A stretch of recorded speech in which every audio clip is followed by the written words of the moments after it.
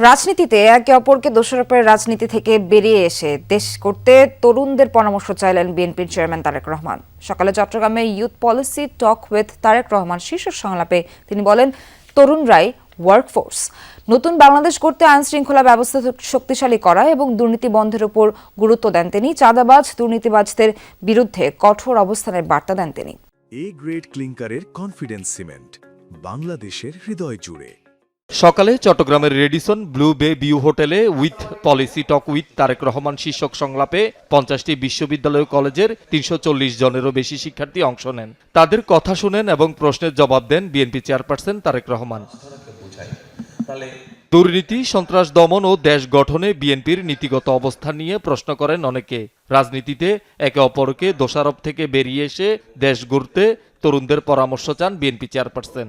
চাঁদাবাজ দুর্নীতিবাজদের বিরুদ্ধে কঠোর অবস্থানের বার্তা দেন।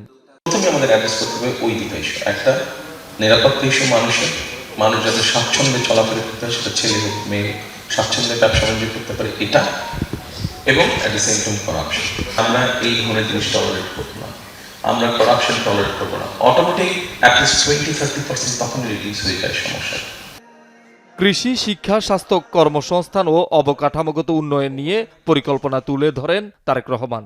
আমরা সারা দেশে 20,000 কিলোমিটার খাল আমরা খনন করবো। আমাদের শহর গ্রামগুলি বছরে প্রায় 20-25 কোটি গাছ লাগানোর পরিকল্পনা করছে। অংশগ্রহণকারী তরুণরা বিএনপি চেয়ারপারসনের বক্তব্যে উচ্ছ্বসিত।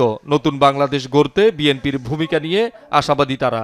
বিগত সরকারের সময় সবাই নিজেদের পলিসি মানুষের উপর চাপিয়ে দিতে চাইতো, কিন্তু উনি সবার কাছ থেকে মতামত গ্রহণ করে একটি পলিসি উনি বিল্ড আপ করতে চাচ্ছে। বাস্তবতার সহিত তাল মিলিয়ে উনি বিভিন্ন ধরনের পলিসি আমাদের কাছে তুলে ধরছেন। এটা আমার কাছে খুব ভালো লাগছে।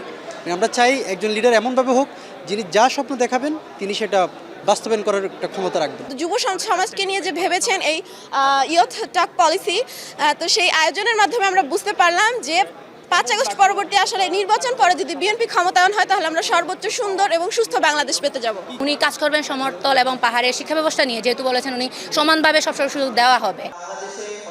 শহীদুল সুমন, যমুনা নিউজ, চট্টগ্রাম।